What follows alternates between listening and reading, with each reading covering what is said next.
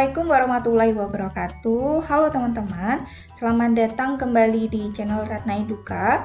Kali ini saya akan membagikan kepada teman-teman bagaimana cara membuat bab 2 skripsi.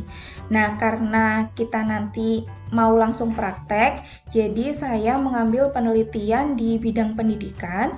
Jadi bagi teman-teman yang penelitiannya bukan bidang pendidikan, nanti bisa menyesuaikan. Nah, untuk bab 2 itu sendiri biasanya terdiri dari 3 bagian. Yang pertama atau yang A itu adalah penelitian terdahulu yang relevan. Kemudian yang B, konsep atau teori yang relevan. Kemudian yang terakhir, yang C, itu adalah kerangka berpikir. Nah, nanti kita akan bahas satu-satu mulai dari A sampai yang C. Nah, biasanya nih teman-teman, kalau teman-teman baru masuk di bab 1 atau bab 2 gitu, pasti bingung apa saja yang harus dilakukan untuk membuat paragraf untuk mengisi bab 2-nya gitu ya. Nah, teman-teman bisa berpatokan pada bagian-bagian dari bab 2 ini tadi yang ada 3 bagian, itu saja ditulis terlebih dahulu ya.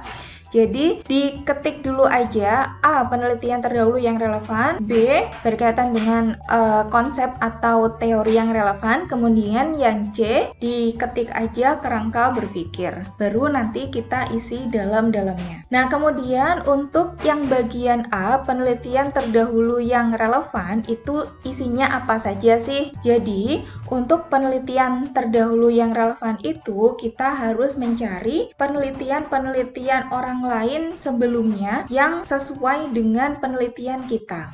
Berikut saya tunjukkan judul dari penelitian ini. Jadi judulnya adalah pengembangan model EPBL dalam kurung Electronic Problem Based Learning untuk meningkatkan kemampuan berpikir kritis mahasiswa dalam pembelajaran daring. Dari judul ini, kita cari variabel-variabel yang paling penting.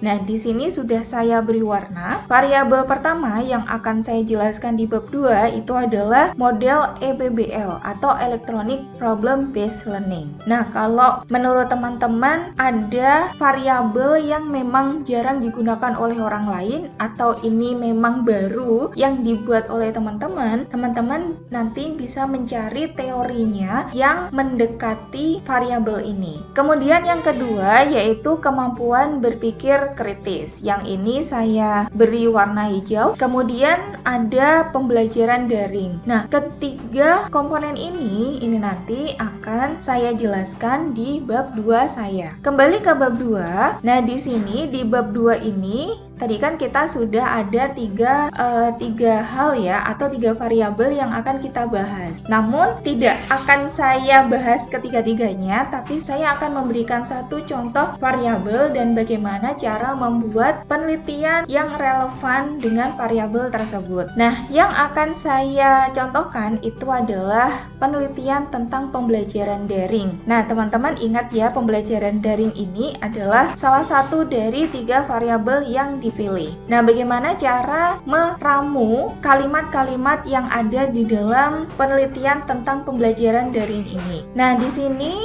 teman-teman beri kalimat pembuka dulu. Jadi contohnya di sini sebelumnya telah ada beberapa penelitian yang berkaitan dengan pembelajaran daring. Penelitian yang pertama yang dibahas ini adalah penelitian tentang bla bla bla bla bla, gitu ya. Jadi ini tentang penelitiannya. Nah, bagaimana cara mencari penelitian ini? Teman-teman bisa mencarinya di Google Scholar. Kita ke Google Scholar dulu. Nah, di sini kita sudah ada di Google Scholar. Kemudian kita cari aja pembelajaran daring, gitu ya. Di sini ada banyak sekali artikel jurnal yang berkaitan dengan pembelajaran daring. Nah, ini teman-teman pilih salah satu yang relevan. Kemudian pakai saja klik kanan, kemudian open link in new tab. Nah, di sini sudah ada ya. Jadi biasanya kalau kita membuka tab baru seperti ini, munculnya itu kan bagian judul dan abstraknya. Nah, di bagian judul dan abstraknya ini abstraknya dibaca teman-teman, sama teman-teman itu dibaca. Kalau ini itu sudah memenuhi kriteria yang bisa dimasukkan ke dalam bab 2 kita, ini saja yang dimasukkan. Jadi tidak perlu kita itu membuka full text-nya gitu. Nah, kalau teman-teman ingin membaca full text-nya, itu bisa di-download di sini, di bagian full text ini. Jadi, yang bagian abstrak ini dibaca, kemudian dimasukkan ke dalam bab 2 kita gitu. Nah, ini kebetulan saya sudah punya caranya sama seperti tadi. Tapi memang yang dibahas di sini beda sama yang tadi ya. Ini hanya contoh saja. Jadi, informasi yang ada di abstrak tadi itu usahakan ada sedikit pembahasannya. Biasanya kan ada pembahasannya tentang berapa persen keefektifannya atau tujuan dari penelitiannya itu apa gitu ya. Jadi dari abstrak ini kemudian teman-teman sarikan sendiri apa yang ada di dalam abstrak ini, kemudian tuangkan ke dalam bab 2. Itu tadi hanya contoh ya. Kemudian kalimatnya seperti ini. Nah, jadi kita meneruskan kalimat yang tadi ya.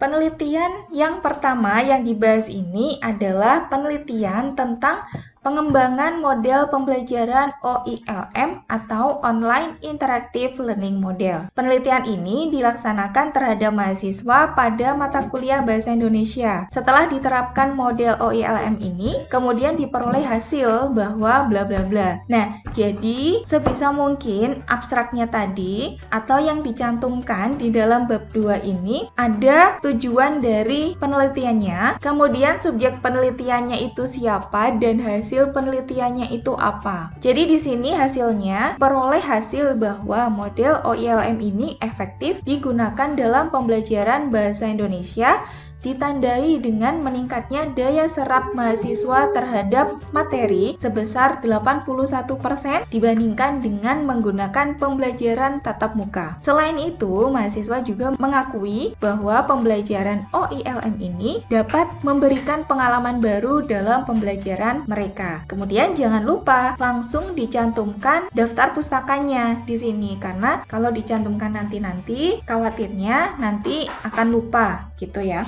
Jadi langsung dicantumkan secara otomatis saja. Untuk pencantuman daftar pustaka secara otomatis itu ada di video saya sebelumnya. Lalu kita lanjut. Itu tadi masih penelitian yang pertama. Kemudian lanjut ke penelitian yang kedua. Yang kedua ini juga masih tentang pembelajaran daring gitu ya. Tapi kalau yang tadi itu penelitiannya itu tentang pengembangan model pembelajaran OILM. Nah, kalau yang bawah ini adalah penelitian tentang pembelajaran daring menggunakan weblog gitu. Jadi sama-sama pembelajaran daring tapi penerapannya mereka berbeda di antara keduanya itu. Caranya juga sama. Bagaimana cara mencari ini? Sebenarnya ini mencarinya random saja. Jadi randomnya tidak asal random. Jadi kita ketikkan aja pembelajaran daring gitu. Lalu kita pilih saja salah satu yang relevan dengan penelitian kita. Kita langsung pilih salah satu aja gitu. Itu ya. Caranya hampir sama seperti tadi. Nah, misalkan kita pilih yang ini, klik kanan, kemudian open link in new tab. Nah, di sini kita baca saja bagian abstraknya. Nah, di sini ada abstraknya. Dan di sini kan yang penting di bagian abstraknya itu ada tujuan penelitiannya. Kemudian yang kedua ada subjek penelitiannya, kemudian yang ketiga ada hasil penelitiannya. Kalau tidak ada, teman-teman bisa membaca full text-nya terlebih dahulu supaya mendapatkan ketiga informasi tersebut. Nah, full text-nya ada di sini, download PDF ini. Gitu. Jadi teman-teman cukup baca abstraknya saja. Ini cara yang paling cepat. Kalau mau cara yang lebih detail, itu bisa membaca full text-nya. Gitu. Nah, dari hasil membaca abstrak ini, kemudian tinggal dituangkan ke dalam bab 2 kita. Penerapannya seperti ini, penelitian tentang pembelajaran daring juga dilaksanakan terhadap mata kuliah bahasa Inggris. Pembelajaran yang digunakan adalah berbasis weblog, beda dengan yang sebelumnya tadi ya. Yang mana tujuannya untuk mengetahui keefektifan dari pembelajaran daring berbasis weblog dan untuk mengetahui pemahaman terhadap teks bahasa Inggris. Ini adalah tujuannya. Nah, kemudian hasilnya dan diperoleh hasil bahwa pembelajaran yang diterapkan berpengaruh positif terhadap kemampuan memahami teks bahasa Inggris daripada sebelumnya.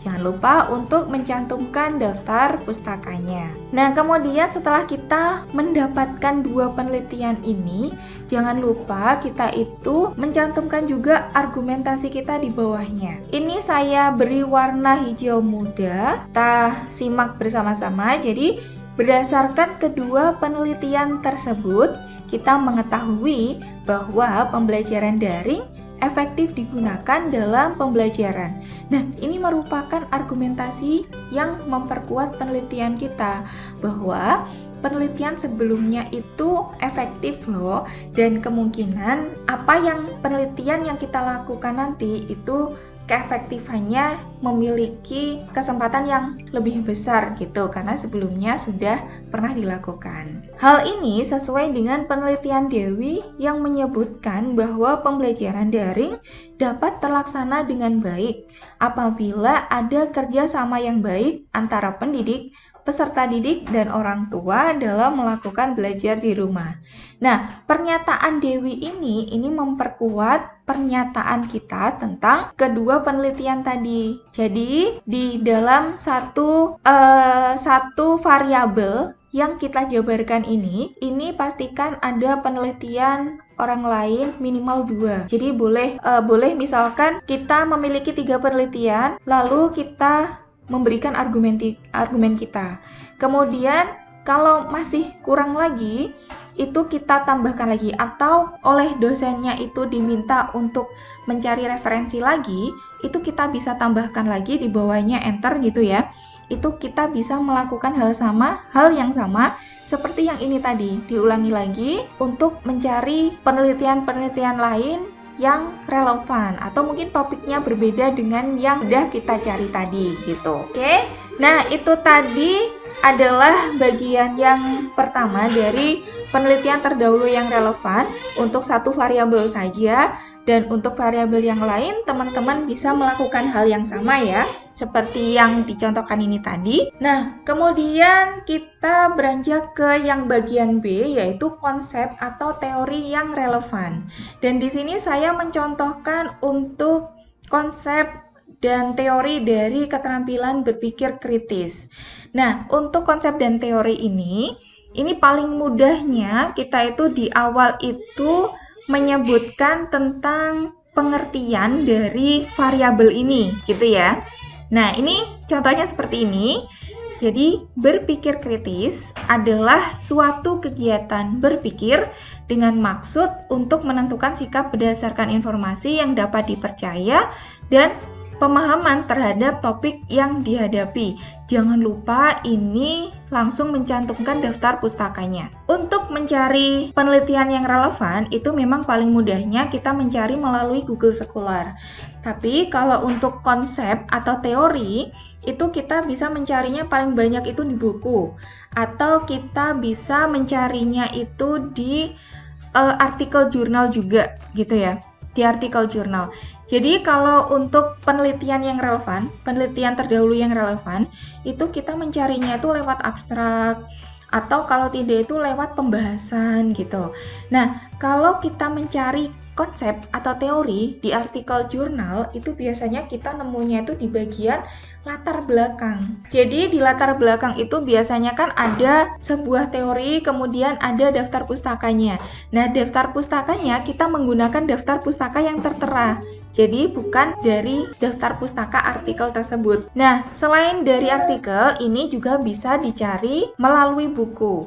Nah, teman-teman, untuk mencari teori dari buku, teman-teman bisa mencari buku online dengan cara mengetikkan di pencarian Google itu dengan kata kunci free download buku pembelajaran.pdf. Misalnya seperti itu.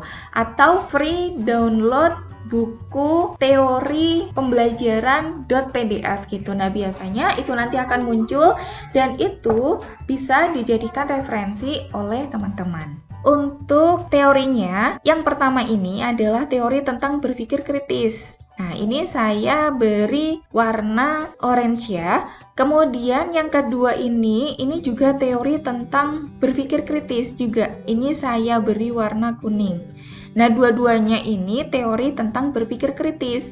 Nah, setelah kita mendapatkan dua teori ini, dua teori ini kita sintesis atau kita sarikan.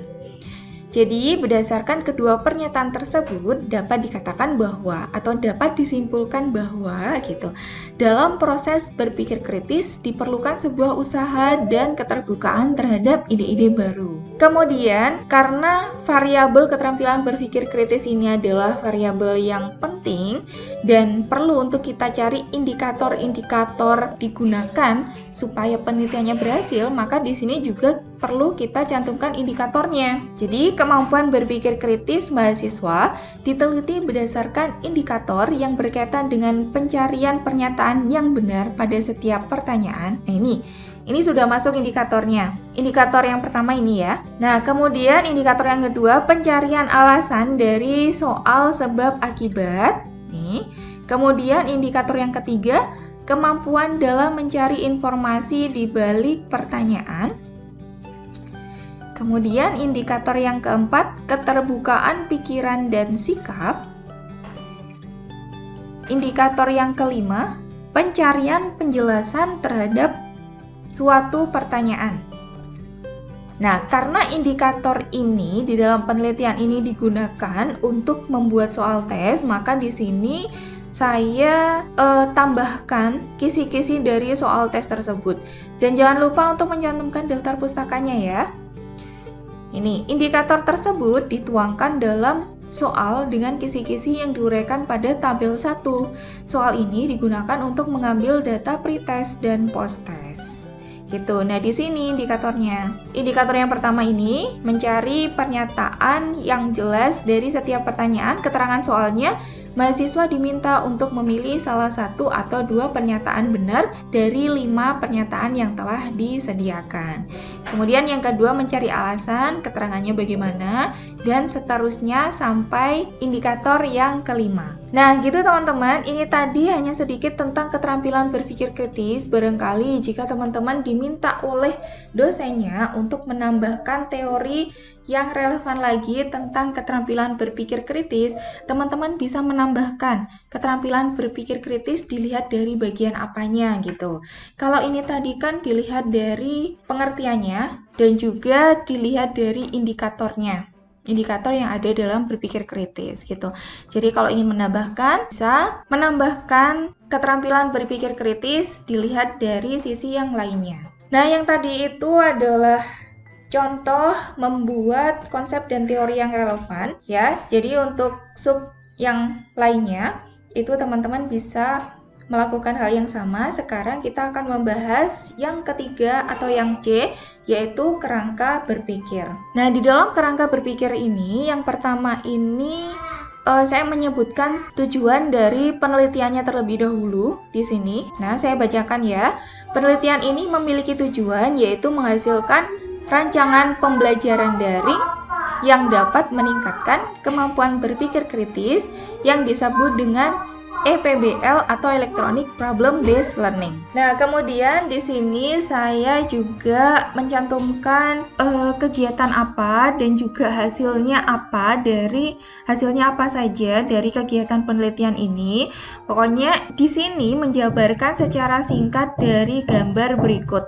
Kerangka berpikir itu bisa dibuat dengan menggunakan fishbone seperti ini. Jadi di sini itu ada tahap-tahapan penelitian ya, hingga kita itu mencapai targetnya di sini, target utama.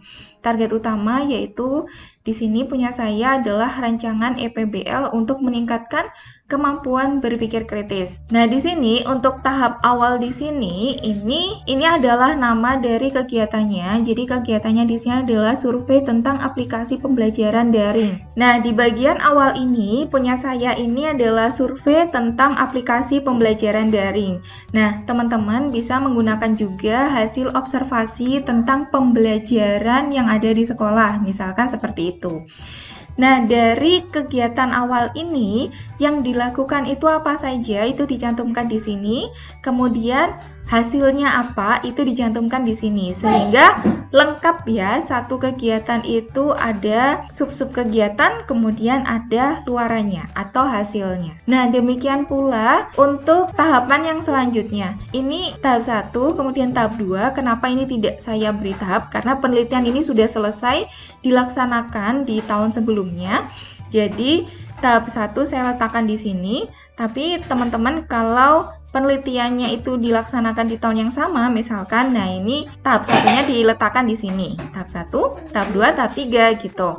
Atau bisa hanya menggunakan 2 tahapan atau bisa menggunakan 4 tahapan. Ini bisa dibuat sesuai dengan kebutuhan. Nah, tahap 1 juga sama teman-teman. Jadi nama kegiatannya itu apa, kemudian sub kegiatannya itu apa saja dijelaskan secara singkat, kemudian hasilnya apa saja. Demikian pula dengan tahapan yang kedua. Kemudian untuk tahapan yang selanjutnya ini juga sama, kegiatannya itu apa, kemudian sub kegiatannya itu apa saja, dan luarannya itu apa. Sampai dengan tahap yang terakhir kita menemukan target atau hal yang dicapai dari penelitian kita. Jadi ini tadi adalah tahapan-tahapan yang dilakukan di dalam kerangka berpikir sampai kita menemukan tujuan dari penelitian kita. Nah, baik teman-teman, itu tadi adalah penjelasan tentang bagaimana cara membuat bab 2 tinjauan pustaka. Semoga dapat membantu teman-teman dalam membuat skripsi dan selamat mempraktekkan, semoga bermanfaat.